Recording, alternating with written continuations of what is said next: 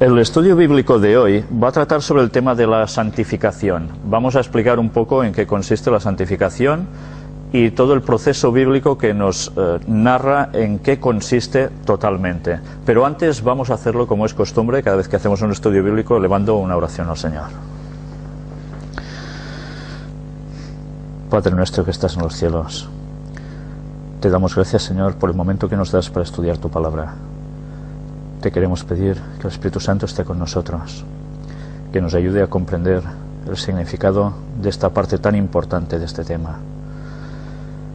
Ayúdanos a comprender lo que tú nos quieres decir a cada momento y que no solo llegue a nuestra comprensión, sino que sea además una puesta en práctica en nuestras vidas y que lo sepamos compartir con los demás. Bendícenos y perdona nuestros pecados, que te lo pedimos todo en el nombre de Jesús. Amén. Bien, el tema de la santificación es un tema que normalmente pasa bastante desapercibido para la gente. ¿Sabéis? Se nos suele decir de que sí, podemos llegar a saber cosas sobre Dios, podemos intentar seguirlo, pero bueno, de aquí a llegar a ser perfectos, eso es una larga distancia que quizás no se llegue a asumir jamás. Hoy veremos precisamente que la santificación es ese camino que nosotros debemos ir andando a partir de que hemos conocido ya el mensaje de Dios. La vida es equiparable a ese camino que todos andamos, unos más años que otros, pero que a lo largo de ese camino hay cosas que nos dificultan nuestra relación con Dios para llegar a un cierto grado de perfección. Hoy vamos a tratar sobre todo esto y veremos si realmente la santificación solo coge aspectos como podrían ser los que tratamos en el tema anterior sobre qué vamos a comer o dejar de comer. Eso tiene implicaciones, pero aún hay más que todo esto. Veremos que la santificación abarca todo proceso de nuestra vida, prácticamente cualquier cosa de nuestra vida, y veremos cómo verdaderamente tiene una relación directa todo lo que hagamos, pensamos o digamos sobre nuestro propio carácter, que es la única cosa que nos vamos a llevar de este mundo. Para empezar, me gustaría leer un texto que se encuentra en Primera de Tesalonicenses, capítulo 4, y versículos del 3 al 7. La voluntad de Dios para los que son su pueblo es muy clara y definida. El apóstol Pablo escribe lo siguiente: pues la voluntad de Dios es vuestra santificación, que os apartéis de fornicación, que cada uno de vosotros sepa tener su propia esposa en santidad y honor, no en pasión de concupiscencia, como los gentiles que no conocen a Dios, que ninguno agravie ni engañe en nada a su hermano, porque el Señor es vengador de todo esto, como ya os hemos dicho y testificado. Pues no nos ha llamado Dios a inmundicia, sino a santificación. Debemos tener presente que la santificación, como vemos aquí, puede abarcar muchos aspectos distintos. Por un lado, Dios nos pide que seamos, ¿qué? Santos. Santificación, ¿qué quiere decir? Que hemos de llegar a ser santos. En la Biblia ya vimos que ser santo es el que guarda los mandamientos de Dios, pero que a su vez esto tiene muchas connotaciones. La ley es mucho más amplia que 10 mandamientos escritos muy escuetos. Ya vimos cómo Jesús iba ampliando los mandamientos, y a través de toda la Biblia se van dando detalles de cómo llega a abarcar ese proceso para llegar a ser santos, el camino de la santificación. Aquí hemos visto cómo incluso nos habla de lo que puede ser la relación marital. Un hombre con su esposa, pues que la tenga como la debe de tener, no como oímos ahora de malos tratos, de asesinatos. Pero ya veis, incluso habla de concupiscencia. Ya sabéis, son deseos de placeres exacerbados, pasados totalmente de rosca. Nosotros debemos, además, no agraviar ni engañar en nada a nuestros hermanos. Si hacemos eso, evidentemente no estamos en camino de santificación, sino todo lo contrario. Y mirad sobre todo el versículo 7 cuando nos dice: pues no nos ha llamado Dios a inmundicia, sino a santificación. ¿La palabra inmundicia recuerda algo? ahora lo podríamos aplicar a muchas cosas, ¿verdad? Pero también si empalmamos con el tema anterior sobre la nutrición, ¿qué era inmundo? Pues unos animales que se daba permiso aún para comerlos, pero otros no. Y unos eran declarados inmundos y otros limpios. Con lo cual la división entre unos y otros es clarísima. Aquí no tenemos excusas para nada. O seguimos lo que dice Dios o nos montamos nuestra película por nuestros propios intereses. Pero bien, sigamos, porque en Levítico capítulo 11 precisamente vamos a entrar en ese capítulo de la alimentación, que no es sobre lo que va a versar hoy, ya os lo digo, pero sí que en los versículos del 44 al 47 nos da algún detalle interesante. Porque yo soy Jehová vuestro Dios, vosotros por tanto os santificaréis y seréis santos, porque yo soy santo. Así que no contaminéis vuestras personas con ningún animal que se arrastre sobre la tierra, porque yo soy Jehová, que os hago subir de la tierra de Egipto para ser vuestro Dios. Seréis pues santos, porque yo soy santo. Y el versículo va siguiendo en el 46 y el 47 diciendo: esta es la ley acerca de las bestias y las aves y todo ser viviente que se mueve en las aguas y todo animal que se arrastra sobre la tierra, para hacer diferencia entre lo inmundo y lo limpio, y entre los animales que se pueden comer y los animales que no se pueden comer. Ya veis cómo el proceso de santificación es realmente claro: inmundo o limpio.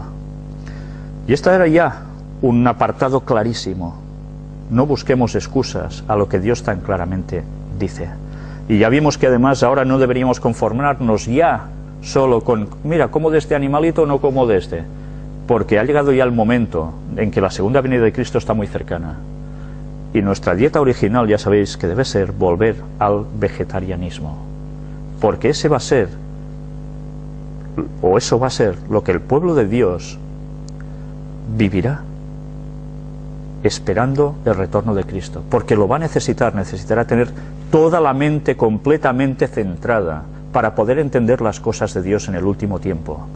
Si nosotros vamos poniendo cosas que corten esos mecanismos de procesos mentales con nuestra relación con Dios, porque todo nos afecta al organismo y por tanto a la mente, estamos perdidos, y eso no son bromas.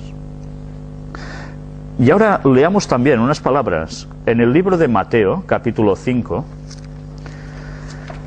unas palabras también que tienen que ver precisamente con el tema de la santificación. Versículo 48. Sed pues vosotros perfectos, como vuestro Padre que está en los cielos es perfecto. Estas son palabras de Jesús. Jesús ya nos dice que no nos hemos de conformar con ser, bueno, más o menos cristianos, voy siguiendo un poquillo, pero por aquí, bueno, no mucho, por allá, bueno, tampoco, pero eso sí. No, no. Dios requiere de nosotros la perfección. Y esto es poca broma. Si hacemos pequeñas concesiones por un lado o por el otro, nosotros mismos nos estamos condicionando para no llegar a la perfección. Muchos se preguntarán, ¿pero se puede ser realmente perfecto en esta tierra? Quisiera recordaros el caso de Enoc. ¿Recordáis el caso de Enoc? Un personaje que vivió en los peores momentos de la historia de la humanidad con una corrupción total. Total. Hasta el punto que Dios tiene que enviar el diluvio para terminar con todo. Y Enoc fue trasladado al cielo porque él anduvo con Dios. Si en esos momentos a los cuales estamos llegando en comparación con esos tiempos hubo alguien que ya pudo llegar a la perfección, ¿por qué no podemos hacerlo nosotros? ¿Tenemos excusa? No. Leamos ahora en el libro de Primera de Tesalonicenses, capítulo 5, y versículos 22 y 23. Vamos a ver qué aspectos de la persona abarcará precisamente la santificación. Primera de Tesalonicenses 5, 22 y 23.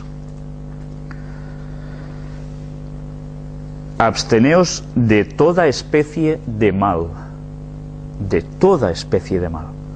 Y el mismo Dios de paz os santifique por completo. No dice a medias o un poquito, dice por completo. Y todo vuestro ser, espíritu, alma y cuerpo, sea guardado irreprensible para la venida de nuestro Señor Jesucristo. Básicamente, con espíritu, alma y cuerpo nos está definiendo toda la persona. Lo que haga, lo que diga, lo que piense, sus sentimientos, todo, todo. Todo en nosotros debe ser santo. En otro texto, en 2 de Corintios, el apóstol Pablo también nos escribe en el capítulo 5 algo bastante interesante. ¿Cuál debe ser la norma de conducta del cristiano? ¿Cómo debe ser? 2 de Corintios, capítulo 5, versículos 14 y 15. Porque el amor de Cristo nos constriñe, pensando esto, que si uno murió por todos, luego todos murieron, y por todos murió, para que los que viven ya no vivan para sí, sino para aquel que murió y resucitó por ellos. Ya veis, el cristiano ya no debe vivir para sí, para agradarse solo a sí mismo y pensando en su ego. No. Alguien murió por nosotros, alguien pagó por nosotros. Hemos sido comprados por precio, por la sangre de Cristo. Y resucitó por nosotros, para darnos la salvación. Por tanto, ¿qué hemos de hacer? ¿Qué hemos de hacer nosotros según el texto? Ya no podemos vivir para nosotros, hemos de vivir para Cristo. ¿Y cómo se vive para Cristo? ¿Qué hay que hacer para vivir para Cristo? Si Cristo ya no está aquí, literalmente andando, ¿cómo vamos a hacerlo? Recordemos que nosotros somos algo. ¿Templo de quién? Del Espíritu Santo. Si nosotros somos templo del Espíritu Santo, ¿cómo hemos de andar? En santidad, lógicamente. Es como si tuviéramos a Cristo con nosotros. Por tanto, nuestra santificación debe abarcar todos nuestros días a días. En otro texto, en 1 de Timoteo, vamos a encontrar también una serie de consejos que son bastante interesantes. Y vais a ver que son precisamente unos consejos que no siempre tienen que ver con cosas que uno puede llegarse a imaginar, sino incluso de cómo debemos ir vestidos, nuestra indumentaria. ¿Sabéis? Estos textos, a veces, cuando se dan estudios bíblicos a personas, de tú a tú, parece que esto ya ha quedado relegado en el tiempo, ya no se quiere tocar. Porque cada persona dice, yo voy como me da la gana, me visto como quiero, me peino como quiero, me compro lo que quiero, y así una detrás de otra. Y claro, si la Biblia resulta que pone unas pautas, esas pautas pueden ser duras. Y puede ser que eso provoque que haya personas que les cause una separación a querer seguir a Dios, teóricamente, y por tanto esos estudios ya no se suelen dar. Esto es un grave error, porque en verdad no vamos a prosperar santificándonos, y lo que vamos a hacer es el pamplinas. Será hacer ver que seguimos a Dios, pero en el fondo no lo queremos seguir. Es como las personas que por ir el sábado y sentarse en una iglesia ya se creen que son salvas. No, no es suficiente. No es suficiente. Leamos precisamente en 1 de Timoteo, capítulo 2, los versículos 9 y 10. Asimismo, que las mujeres se atavíen de ropa decorosa, con pudor y modestia, no con peinado ostentoso, ni oro, ni perlas, ni vestidos costosos, sino con buenas obras, como corresponde a mujeres que profesan piedad. El texto es muy claro, ¿verdad? ¿Cómo debe ir? En este caso, aquí nos habla de una mujer. ¿Veis que diga que tiene que ir llamando la atención como si fuera un pavo real? Nunca mejor dicho, pavoneándose para que todos los ojos estén centrados en ellas. No, no tiene que ir así. Tiene que ser una persona discreta, formal, pero no haciéndose notar expresamente. Y ya veis que esto lo relaciona incluso con peinados. En esas épocas, si vosotros habéis visto algo de grabados, veréis que como sobre todo en el mundo griego, se llevaban unos peinados las señoras muy, como dice aquí, ostentosos, que se veían de una hora lejos. Ahora quizás los peinados no son tan ostentosos, pero ya veis que según en qué ciudades veis a personas con unos pelos teñidos de colores que dices, esto de natural tiene como vamos. Bien, son cosas para llamar la atención. Pero también nos habla no solo de esto, de una vestimenta exterior o unos peinados, sino también nos habla de una serie de adornos. Para ir más bonito me pongo el anillo de oro. Esto queda muy bien, como viste. O bien, las mujeres también se ponen sus perlas o sus piedras preciosas. ¿Así verdaderamente se embellece más a la persona? Se puede embellecer por fuera, pero ¿y por dentro? ¿Sabéis? Tal como nosotros aparentamos por fuera, por dentro hay algo que es un reflejo. Y no podemos ir de ciertos modos si realmente en el interior no sentimos eso. Hay una consecuencia directa entre lo que pensamos y lo que mostramos. Entonces, también hay que hacer retoques al respecto. En definitiva, aquí lo que nos está diciendo es también, en este aspecto, no lujos. Se puede ir más discreto, más sencillo, y estar igualmente bien arreglado. No hace falta ostentaciones. Claro que con esto podríamos también poner cosas que afectarían al hombre. Ahora actualmente conducen hombres y mujeres, quizás en algún país islámico aún no, pero el hombre, un coche el más bonito, el más caro, el más no sé qué, una casa tremenda que tenga de todo, que no nos falte, y así empezamos a malgastar el dinero en banalidades que son ostentaciones. Total, ¿para qué?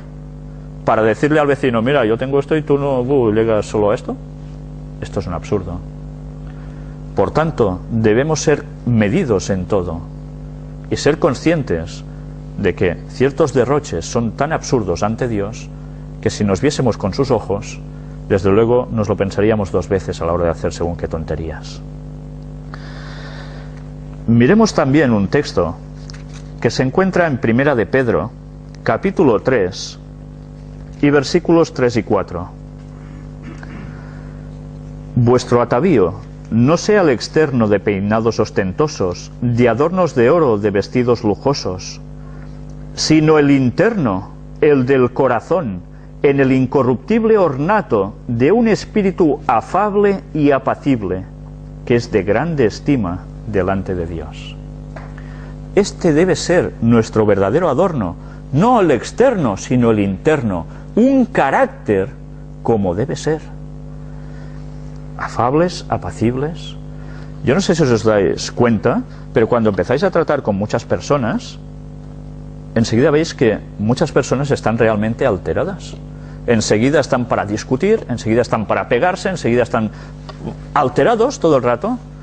Evidentemente esto no pasa porque sí. Esto pasa por algo, porque el carácter no está bien formado. ¿Pero por qué? Pues porque normalmente ayudamos a tener un mal carácter con lo que comemos, con lo que bebemos, con lo que pensamos, con lo que vemos, absolutamente con todo. Y eso no lo valoramos, lo vamos dejando como una cosa secundaria. Y esas cosas son las que forman nuestro carácter. Nuestro espíritu afable y apacible, el que dará la paz en nuestros propios hogares, en vez de estar discutiéndose el hombre con la mujer, los niños con los padres con los niños, con la abuela y con no sé quién, lo da el tener el carácter de Cristo. Y esto es lo que más debemos buscar, por encima de todo. Vamos a leer ahora qué es lo que en realidad alegra, embellece la vida de las personas, y cómo no, de los cristianos muy en concreto. Busquemos en el libro de Proverbios, el capítulo 15, y veremos cómo los proverbios son una fuente de sabiduría tremenda. En el versículo 13 nos dice: el corazón alegre hermosea el rostro, mas por el dolor del corazón el espíritu se abate. Ya veis, si el corazón está alegre, tú eres alegre, ves a una persona más hermosa y puede tener un careto terrible, pero tú la ves más hermosa. Pues sí, es verdad, porque desprende una alegría y automáticamente eso entra bien, te contagia. Pero cuando veis una persona que siente un gran pesar, ¿podéis estar riéndose a su lado todo el rato? No, porque la veis que está afligida, ¿verdad? Por tanto, nuestra actitud va a motivar también, indirectamente, pero muy directamente a la vez, la reacción de las otras personas. El cristiano debe ser una persona abatida, triste, afligida, con ganas de suicidarse continuamente, pensando en, hoy solo me pasa esto y a mí me pasa lo otro y a los otros no. No, no. Cristo, que tenía bastantes problemas en su vida que nosotros no vamos a tener jamás, y era una persona alegre que los niños querían estar con él. ¿Por qué sería? Pues nosotros debemos tener esa alegría. El cristiano no debe ser una persona triste. Pueden haber circunstancias que evidentemente te causen dolor, pero no puedes prolongarlas por la eternidad. Eso hay que cerrarlo pronto, porque Cristo está en el corazón y eso es lo que da la alegría al exterior. Evidentemente esto tiene repercusiones sobre la propia salud. Hay otros textos donde nos dicen que estar así, alegres, ayudan a tener la salud. Otro día hablaremos, incluso esta tarde, en la conferencia de esta tarde, vamos a tratar un poco precisamente de esta relación entre los pensamientos y, cómo no, la alegría de la vida y la salud. Y la comunicación con Dios, por supuesto. Pero sigamos ahora en otro texto que también está en el Nuevo Testamento y que se encuentra en el libro de Colosenses, capítulo 1, donde vamos a leer los versículos del 27 al 29. A quienes Dios quiso dar a conocer las riquezas de la gloria de este misterio entre los gentiles, que es Cristo en vosotros, la esperanza de gloria, a quien anunciamos, amonestando a todo hombre y enseñando a todo hombre en toda sabiduría, a fin de presentar perfecto en Cristo Jesús a todo hombre. Para lo cual también trabajo, luchando según la potencia de Él, la cual actúa poderosamente en mí. Estos versículos no tienen desperdicio.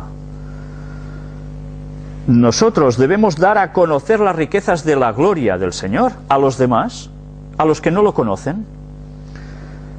Pero no sé si nos damos cuenta que esto, claro, implica que hemos de anunciar, hemos de amonestar, hemos de enseñar con toda sabiduría, no con un poquillo de sabiduría de unas cosas, no, de toda sabiduría, para presentar a la gente, a los hombres, delante de Cristo Jesús como perfectos. Para eso hemos de trabajar nosotros también, para que la gente consiga la santidad, la perfección. Pero yo me pregunto, ¿podríamos nosotros, cualquiera de nosotros, escribir el versículo 29? Para lo cual también trabajo, luchando según la potencia de Él, de Cristo, la cual actúa poderosamente en mí. Cristo en nosotros, esa esperanza de gloria, actuaba en el apóstol Pablo, y el apóstol Pablo se podía poner como ejemplo de todo esto. Como cristianos, ¿podemos hacer lo mismo? Ojalá, ojalá pueda ser así. Él, ya veis cómo se definía en este caso. Y evidentemente, frutos demostró. Sigamos ahora en otro texto, en 2 de Timoteo, donde vamos a ver también, en el capítulo 2, versículos 21 y 22, algo muy interesante. Así que, si alguno se limpia de estas cosas, será instrumento para honra, santificado, útil al Señor, y dispuesto para toda buena obra. ¿Qué dice? y dispuesto para toda buena obra. No sé si nos damos cuenta de lo interesante que es esto. Si nosotros nos limpiamos, nos santificamos, automáticamente actuaremos para bien hacia los demás. No va a ser algo fingido. Mira, voy a darle tanto a este porque me ven que estoy dando dinero a esta persona, o voy a ayudar a esa señora que se ha caído para que me vean lo bueno que soy ayudándola. No, no, las cosas serán porque saldrán innatas. Así debe ser, en todos los aspectos. Y el versículo 22 nos dice: huye también de las pasiones juveniles, y sigue la justicia, la fe, el amor y la paz, con los que de corazón limpio invocan al Señor. Aquí hay una amonestación para los jóvenes, las pasiones juveniles. ¿Qué son las pasiones juveniles? Pues ya sabéis, ganas de sexo con todo el mundo. Bueno, eso también hay que reprimirlo, no puedes ir con cualquiera porque sí. No, no. Eso eran las pasiones juveniles antes, lo siguen siendo ahora, pero cuidado, porque ahora resulta que estas pasiones juveniles las estamos alargando hasta los 40, 50, 60 y a veces más. ¿Sabéis? Esta misma semana hablaba con una tía mía. Cuando digo tía mía, lo digo de familia, no de esa tía, no, no. Y precisamente me comentaba, ella ya tiene 70 y pico largos de años, de que se quedó muy parada cuando yendo a ciertos lugares donde hacían baile entre ancianos, ya sabéis cómo funciona eso, y amigas suyas de 80 y algo de años, imaginaos lo que ahora os voy a decir, decían: uy, pues mira, yo no quiero compromisos, me voy con este, hago ñaca ñaca y se acabó. Y con 80 y algo de años, bueno, es de admirar que aún tengan energías para eso, pero desde luego aquí hay un problema. ¿Cómo se puede llegar a esa mentalidad? Ya no es cuestión de jóvenes, es que toda la sociedad parece que esté cambiando totalmente todo, se está trastornando de arriba abajo. Pues algo está pasando aquí. Pero ya veis lo que nos dice el texto después: y sigue la justicia, la fe, el amor y la paz, justo lo que el mundo no quiere seguir. ¿Estáis viendo estas cualidades reflejadas en las noticias que estáis viendo o saliendo a la calle continuamente? ¿Verdad que no? Cada vez peor. Pues eso es lo que nosotros debemos seguir. Con los que de corazón limpio invocan al Señor. Por tanto, aquí también nos está haciendo una amonestación interesante. Deberíamos juntarnos las personas que creemos en lo mismo, que queremos seguir en estos pasos para invocar al Señor, si somos de limpio corazón. No está bien, si no queda más remedio, claro está, en quedarnos aislados. Mira, yo creo esto y ya está. No, no, debemos estar juntos también, unánimes, como dicen otros textos, con los que creen lo mismo que nosotros. Porque esto nos va a ayudar espiritualmente. No vamos a ser islas. No, no. Debemos ser también grupos. Pero bien, no siempre es posible, eso es cierto.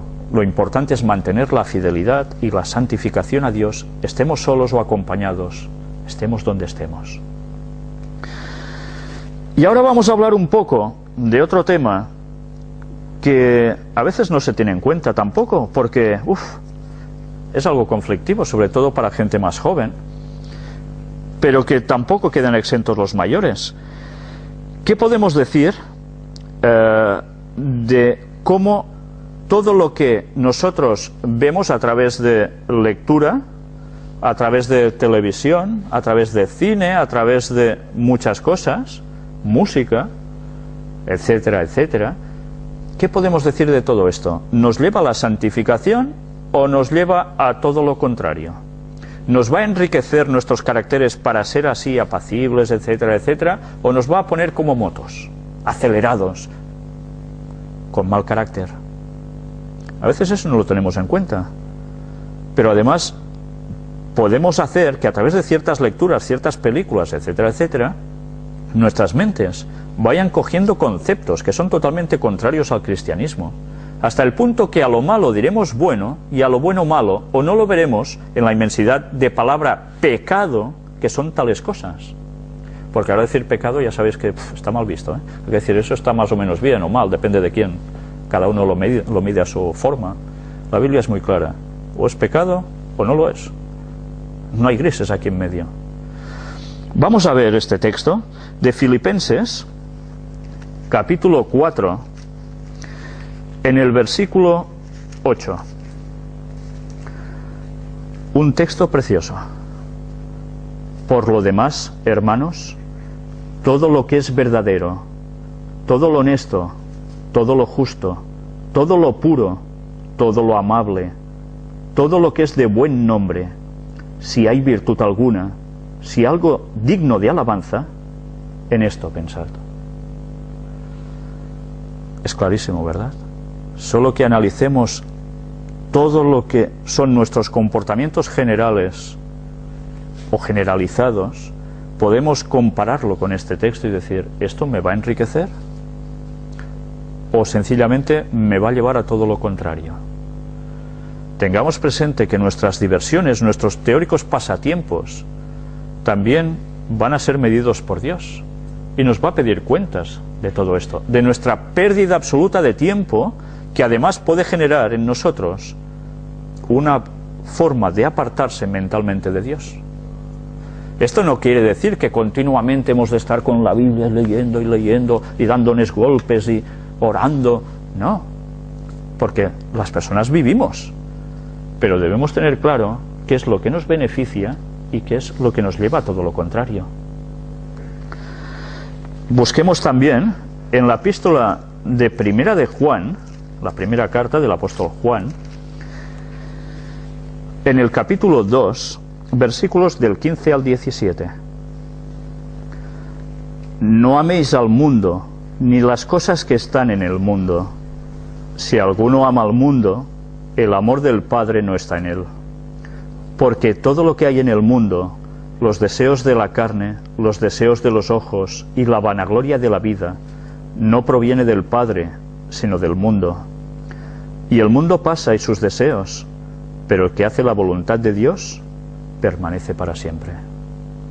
Es un texto fantástico, de los más bonitos que hay. Sabéis que al apóstol Juan se lo define como el apóstol del amor.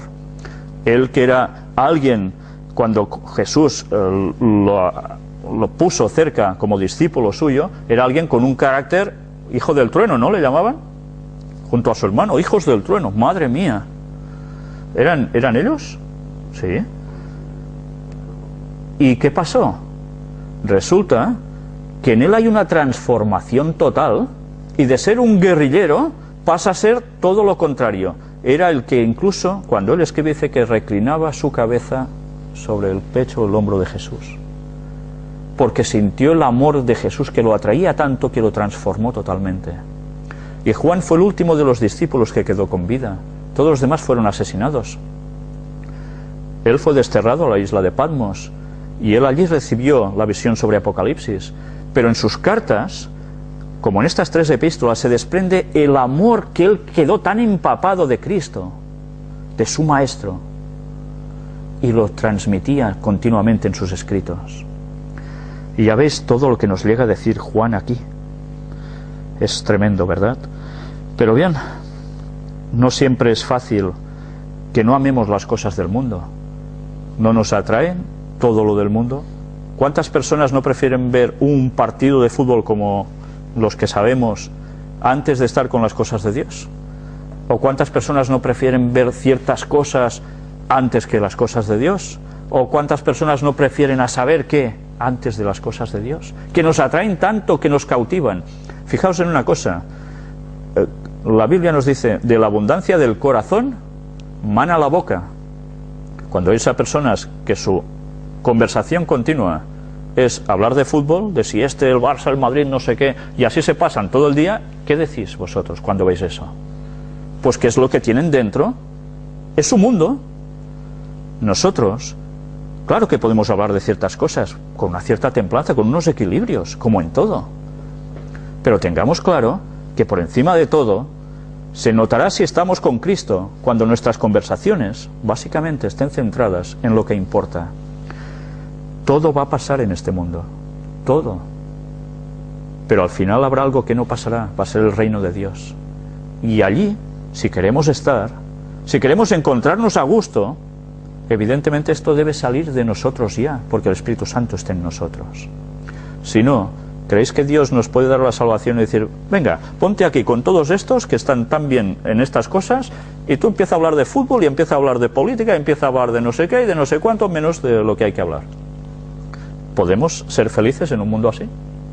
No lo podríamos ser, ¿verdad? Debemos saber de cosas, podemos hablar de muchas cosas y comprometernos o ponernos en muchas cosas, pero con un equilibrio. La temperancia es vital para el cristiano en todos los sentidos. O somos equilibrados o nos pasamos a extremos. Procuremos ese equilibrio siempre. Volvamos ahora al libro de Primera de Pedro, donde también este apóstol, en el capítulo 1, nos dice algo muy interesante. Capítulo 1, versículos del 13 al 16. Vais a ver cómo precisamente los textos en toda la Biblia nos están refiriendo a lo mismo. Capítulo 1 de Primera de Pedro, versículos del 13 al 16. Por tanto, ceñid los lomos de vuestro entendimiento, sed sobrios, y esperad por completo en la gracia que se os traerá cuando Jesucristo sea manifestado. Como hijos obedientes, no os conforméis a los deseos que antes teníais estando en vuestra ignorancia, sino como aquel que os llamó es santo, sed también vosotros santos en toda vuestra manera de vivir, porque escrito está, sed santos, porque yo soy santo. Con pocas palabras ya veis qué profundidad puede expresar aquí el apóstol Pedro. Ceñid los lomos de vuestro entendimiento. Antes la gente se ceñía las ropas para poder salir corriendo, porque ya sabéis que iban con túnicas y, bueno, era molesto y tenían que hacer algo, ¿no? Pero aquí ceñir los lomos es de vuestro entendimiento. Por tanto, debemos sujetarnos en nuestro entendimiento a las cosas que verdaderamente convienen, para poder ser más rápidos, más ágiles mentalmente, comprender más las cosas de Dios. Y así mejoraremos. Y así daremos mejor testimonio a los demás en todos los campos. Pero ya ves, sencillamente aquí nos va refiriendo detalles que, si los analizamos, son muy importantes. Ya veis, nos dice, sed sobrios. ¿Qué es ser sobrio? Todo lo contrario a ser borracho, ¿no? Claro, ir serenos, estables, equilibrados.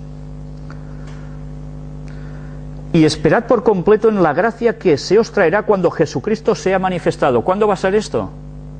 En la segunda venida de Jesús. En este acontecimiento que tanto estamos esperando y que ya no falta tanto para que eso suceda. Como hijos obedientes, porque hay hijos que no son obedientes, ¿verdad? Eso pasa. No os conforméis a los deseos que antes teníais estando en vuestra ignorancia. Llega un momento en que nosotros conocemos, nuestra ignorancia desaparece porque tenemos un conocimiento. A partir de entonces, ¿qué debemos hacer? ¿Seguir ese conocimiento o seguir como en nuestra ignorancia? Pensando, hablando, haciendo lo mismo que cuando no sabíamos nada de esto. O nos vamos enderezando o seguimos quedándonos atrás. No hay vuelta de hoja. Y una vez más nos dice que seamos santos, porque Dios es santo. Y si nosotros debemos estar con alguien en ese grado de santidad, ¿cómo podemos estar si somos pecaminosos y condados continuamente a seguir haciendo el pecado? Claro, mientras nuestra naturaleza sigue siendo esa, ¿verdad? El caer en pecado es la tendencia al mal innata desde la transgresión de Adán y Eva. Pero debemos luchar para que eso no sea así. Si nos conformamos en los tiempos de nuestra ignorancia, estamos realmente perdidos. Debemos cambiar. Si no, no avanzamos. No evolucionamos. Y aquí sí que entra la palabra evolución. No de mono a hombre o de bichito a hombre. No, no. La evolución verdadera es de ser pecador a poder estar con Dios. Ser santo. Ya estamos finalizando. Vamos a leer 2 textos más. Porque hemos visto toda una parte muy interesante de en qué consiste la santificación, pero Sabéis, en la Biblia, además, nos habla de una recompensa para los fieles. La hay, esa recompensa. Hay algo que además nos motiva. Y Dios no se lo calla, porque sabe que necesitamos motivación. Un buen entrenador, ¿qué hace con sus jugadores? Los motiva, ¿no? O les dice, sois una pandilla de inútiles, por tanto no salgáis ni a jugar porque vais a perder. ¿Les dice eso? No, los motiva y les da una esperanza. Si vais bien, al final obtendréis algo, el premio. Vamos a ver, como en la Biblia también, nos habla de que hay un cierto premio y se compara con los premios que había en esa época. Ese va a ser el segundo texto que vamos a ver después. Pero veamos ahora en palabras que se encuentran en el Evangelio de Marcos, capítulo 10, versículos del 28 al 30. Entonces Pedro comenzó a decirle a Jesús: He aquí, nosotros lo hemos dejado todo y te hemos seguido. Respondió Jesús y dijo: De cierto os digo que no hay ninguno que haya dejado casa, o hermanos, o hermanas, o padre, o madre, o mujer, o hijos, o tierras, por causa de mí y del Evangelio, que no reciba 100 veces más ahora en este tiempo, casas, hermanos, hermanas, madres, hijos y tierras, con persecuciones, y en el siglo venidero, la vida eterna. Hay personas que cuando leen este texto se escandalizan, porque dicen, ¿cómo? O sea, si sigues a Dios tienes que abandonar a todo tu entorno, a tus parientes, y... No está diciendo esto el texto. Pero sí que la preeminencia para esa persona, el objetivo central es dar el Evangelio. Lógicamente, esto no quiere decir que tiene que apartarse de su familia, pero a veces la familia sí que aparta a uno por querer seguir a Dios. Y automáticamente, todas esas cosas que uno tenía, que tanto apreciaba y quería, a veces se vuelven contra él. Eso sucede. Eso sucede. ¿Y qué quiere decir? ¿Que hemos de querer más todas las otras cosas que seguir a Dios? Se puede hacer eso, pero eso no es lo que Dios quiere, ni verdaderamente es lo que nos conviene, porque va a conseguir que nos alejemos totalmente de la vida eterna que debe ser nuestro objetivo. Pensad que la salvación es personal. Nadie me va a dar la salvación a mí. Tú no me la puedes dar a mí, yo no te la puedo dar a ti. Te puedo dar el conocimiento de la salvación, pero no te puedo dar la salvación. Esa la da Dios. ¿Me voy a jugar la salvación cuando los de mi entorno no quieren que yo siga a Dios? No. Primero es lo primero. Pero claro que aún y así haremos todo lo posible para que los de nuestro entorno sigan a Dios. Y nosotros intentaremos estar lo mejor posible con ellos, porque hemos de demostrar que somos cristianos. Y a través nuestro ellos pueden llegar a santificarse también. Y a veces eso no es fácil, nada fácil, pero hemos de hacerlo. No nos queda otra. Si verdaderamente queremos a los demás, por supuesto. Pero ya veis que también nos dice que podemos tener tierras, hijos, hijas, hermanos, hermanas, padres en el Evangelio. Dios nos lo puede dar aquí también. Incluso a veces, si alguien te deja, te abandona, Dios te puede compensar de algún otro modo, con otras personas, otra familia. Puede llegar a suceder en esta tierra. Pero mirad, hay un detalle interesante que a veces cuando leemos este texto nos pasa totalmente por encima. Dice, con persecuciones. ¿Por qué todo esto con persecuciones? ¿Qué pinta aquí en medio de las persecuciones? Todo esto acontece porque el cristiano tiene oposición. Estos textos nos están hablando de la oposición por seguir a Dios. Y evidentemente la oposición genera ¿qué? Rabia y finalmente puede llegar a persecución. ¿Os habéis preguntado por qué los cristianos, al menos del mundo occidental, estamos la mar de cómodos, la mar de tranquilos?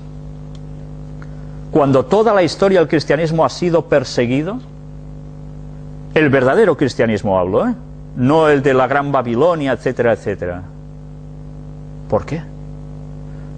Porque ha llegado un punto en que la comodidad nos puede. Ha llegado un punto en el cual nos han acostumbrado, y Satanás estaba detrás de todo esto, a estar tranquilos, a no sufrir por lo que creemos. Y nos hemos acostumbrado tan bien, entre comillas, que hemos dejado de vivir el cristianismo como se debe vivir y de transmitirlo como se debe transmitir para que la gente reaccione, con un mensaje claro y contundente. Y por eso no hay más conversiones, porque no se está diciendo lo que se debe decir ni se vive como se debería vivir, porque no transmitimos a Cristo hacia los demás, porque quizás no lo tenemos aquí dentro. Estamos dormidos. Y eso es muy grave. La persecución, ¿sabéis cuándo volverá a generarse? Cuando el pueblo de Dios anuncia abiertamente el mensaje de los 3 ángeles de Apocalipsis 14 y el cuarto, el que se añade de Apocalipsis 18 con toda la fuerza.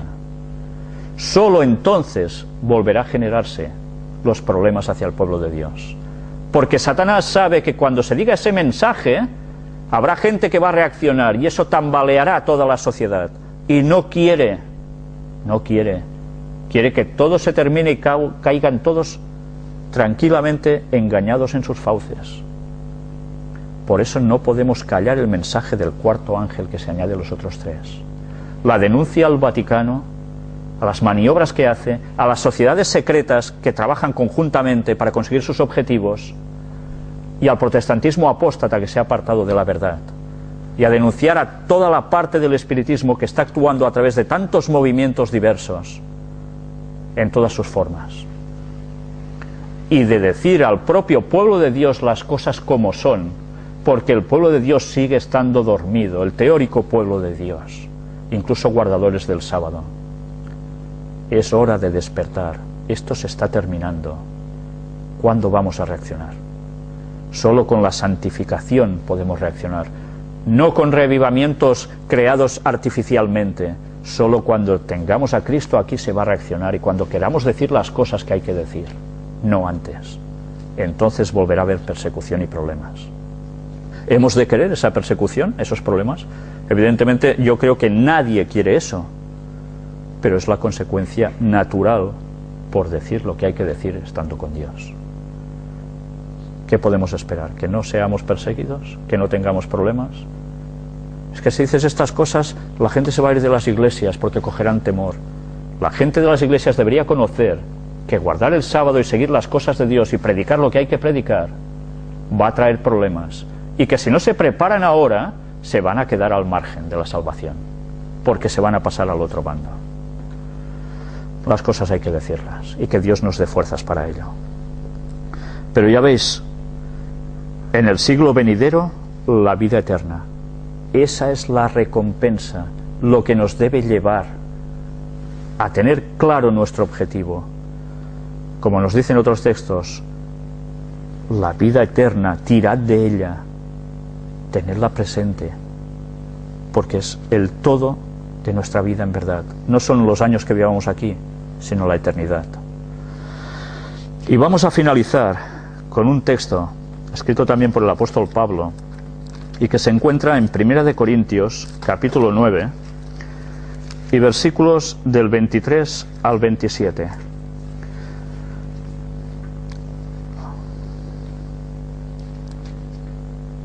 Ahora veremos lo que antes os decía, de esa comparación entre un premio en la tierra, de unos juegos, y un premio en la vida cristiana, la eternidad. Del 23 al 27 nos dice: y esto hago por causa del Evangelio, para hacerme copartícipe de él. ¿No sabéis que los que corren en el estadio, todos a la verdad corren, pero uno solo se lleva el premio? Antes se lo llevaba uno, ahora se da medalla de plata, de oro, de plata, de bronce. Los otros, pobrecillos, se quedan con las ganas. Antes solo uno se llevaba el premio. Ahora hay gente un poco más contenta, ¿no? Pero ya veis, y vamos a ver qué más nos dice. Corred de tal manera que lo obtengáis.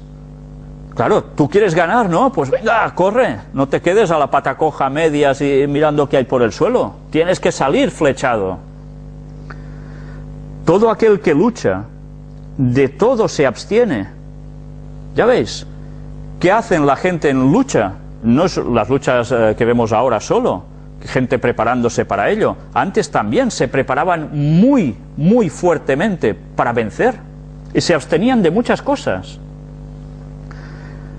Ellos, a la verdad, para recibir una corona corruptible, ¿qué les daban a los ganadores? ¿Lo recordáis? Esa coronilla de laurel, ya son felices, ya hemos ganado. Y así pasaban a los anales de la historia y eran considerados casi divinidades. Ese era un premio. ¿Qué pasaba con las hojas de laurel al cabo de un tiempo? Que quedaban mermadas totalmente. Era basura al final. Entonces, ese era el máximo objetivo de esas personas y por eso hacían grandes sacrificios. Mirad qué más.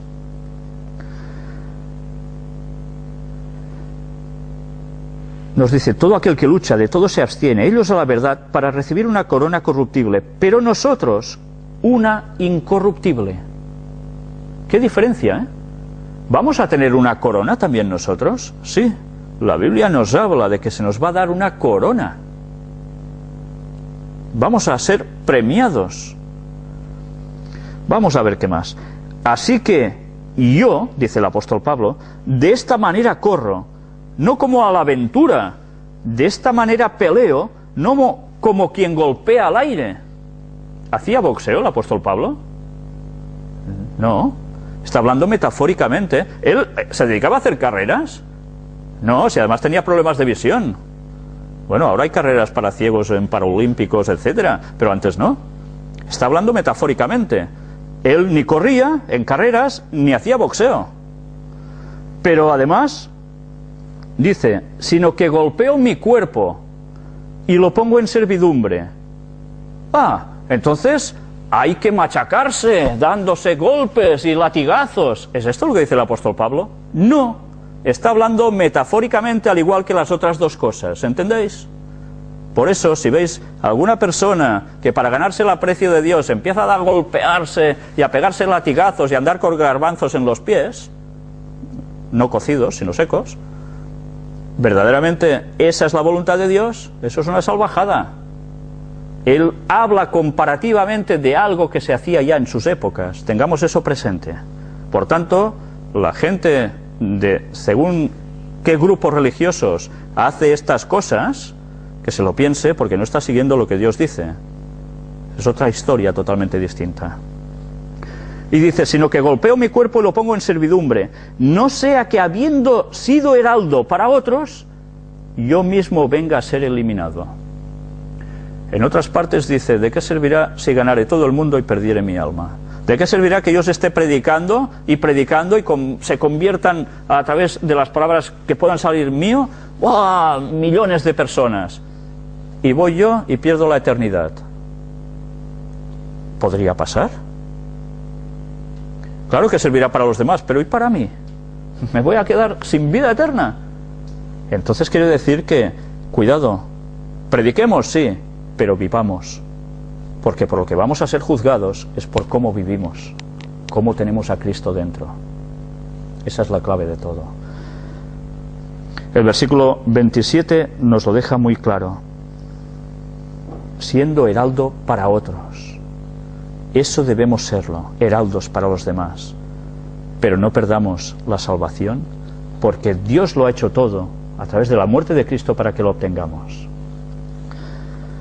Tengamos presente por encima de todo que nuestro objetivo es la vida eterna, pero que para ello hay un camino de santificación. ¿Sabéis? Hay personas que dicen, bueno, yo me bautizo y ya automáticamente he tenido la salvación. No, ese es el primer paso. Te queda toda tu vida hasta que salgas de este planeta, por muerte o porque Cristo vuelva por segunda vez. Y durante ese camino nos hemos de ir superando, santificándonos, hasta llegar al glorioso momento en que Jesús nos premie con la vida eterna. Pues bien, este ha sido el estudio de hoy. Que Dios nos ayude precisamente a conseguir su objetivo, que debe ser el nuestro. Y vamos a terminar una vez más con una oración. Padre nuestro, te queremos pedir que tú nos ayudes a vencer. Te queremos pedir que tú nos ayudes a apartarnos de estas cosas que nos atan tanto a este mundo. sean comidas, sean bebidas, sean aficiones, sean a saber qué cantidad de cosas.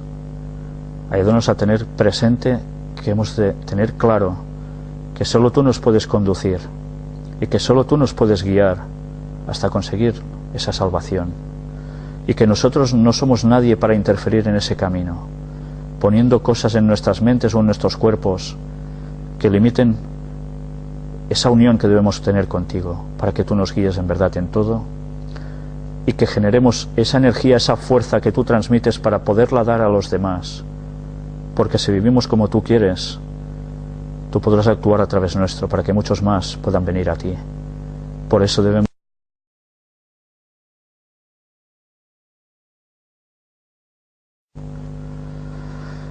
El estudio bíblico de hoy va a tratar sobre el tema de la santificación. Vamos a explicar un poco en qué consiste la santificación y todo el proceso bíblico que nos narra en qué consiste totalmente. Pero antes vamos a hacerlo como es costumbre, cada vez que hacemos un estudio bíblico, elevando una oración al Señor.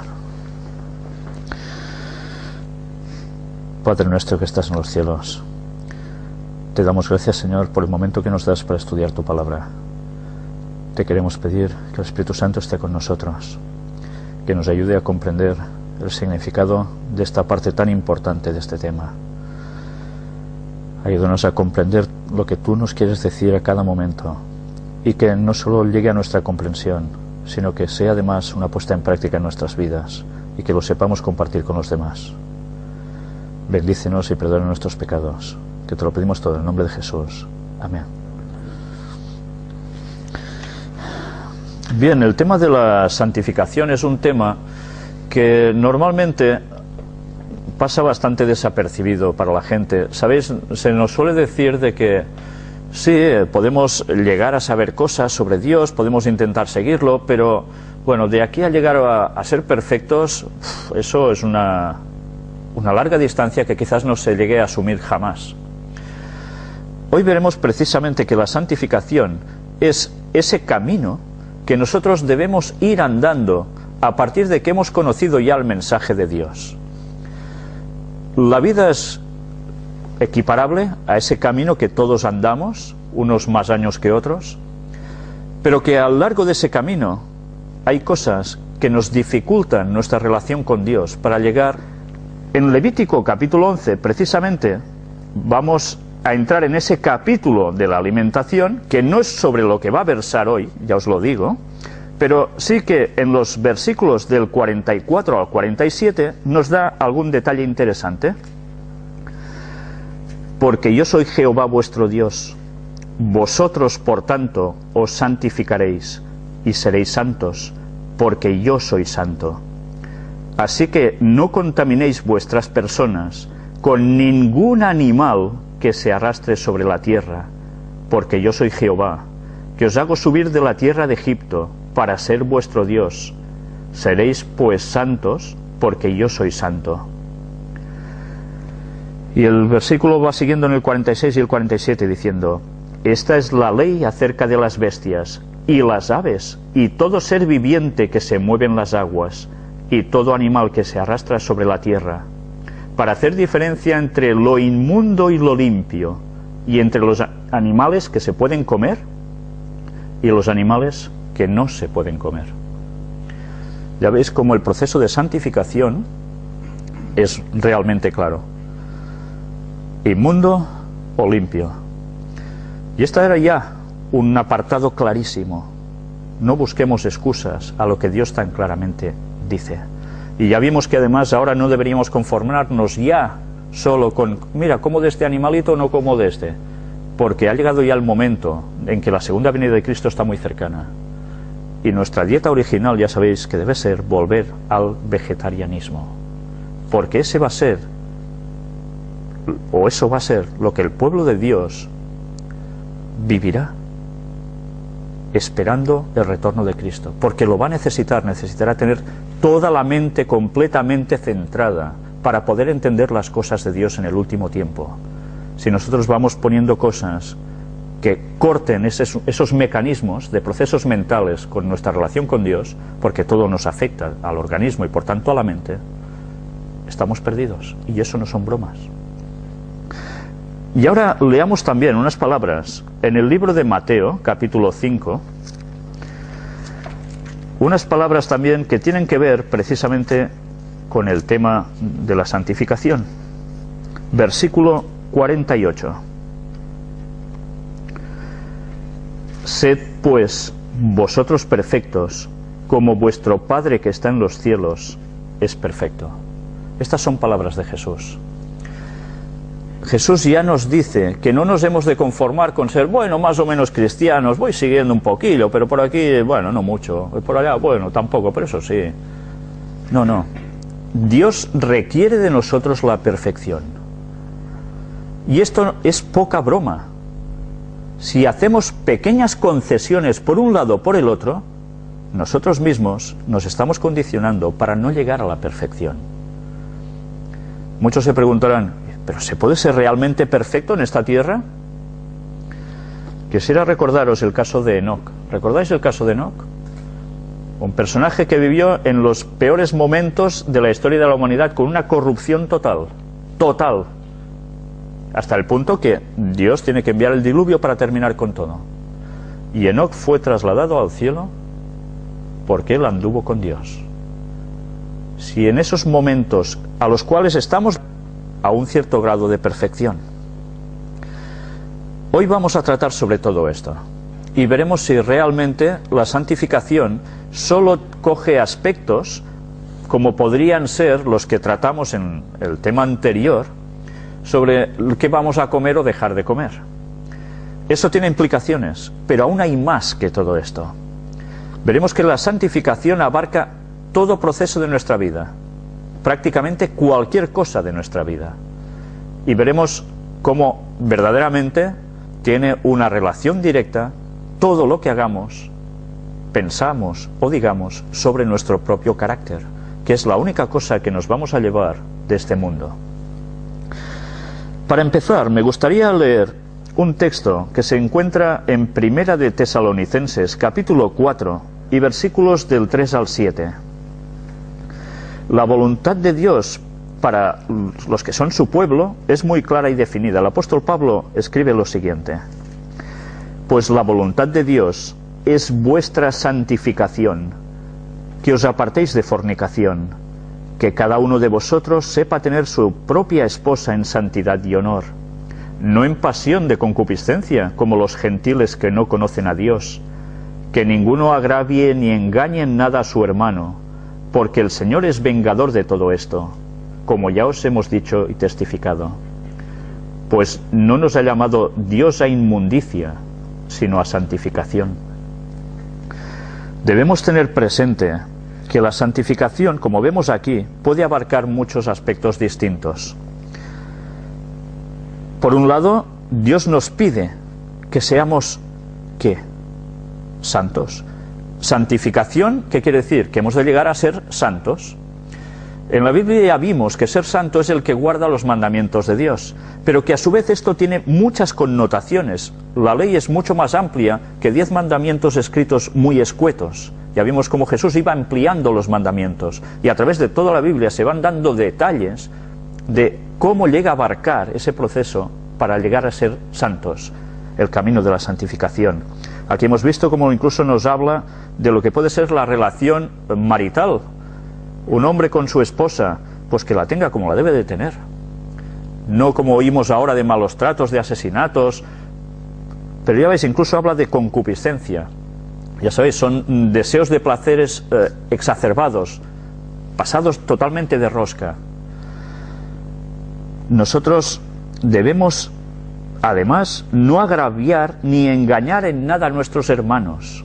Si hacemos eso, evidentemente no estamos en camino de santificación, sino todo lo contrario. Y mirad sobre todo el versículo 7 cuando nos dice: pues no nos ha llamado Dios a inmundicia, sino a santificación. ¿La palabra inmundicia recuerda algo? Ahora lo podríamos aplicar a muchas cosas, ¿verdad? Pero también si empalmamos con el tema anterior sobre la nutrición, ¿qué era inmundo? Pues unos animales que se daba permiso aún para comerlos, pero otros no. y unos eran declarados inmundos y otros limpios. Con lo cual, la división entre unos y otros es clarísima. Aquí no tenemos excusas para nada. O seguimos lo que dice Dios o nos montamos nuestra película por nuestros propios intereses. Pero bien, sigamos, porque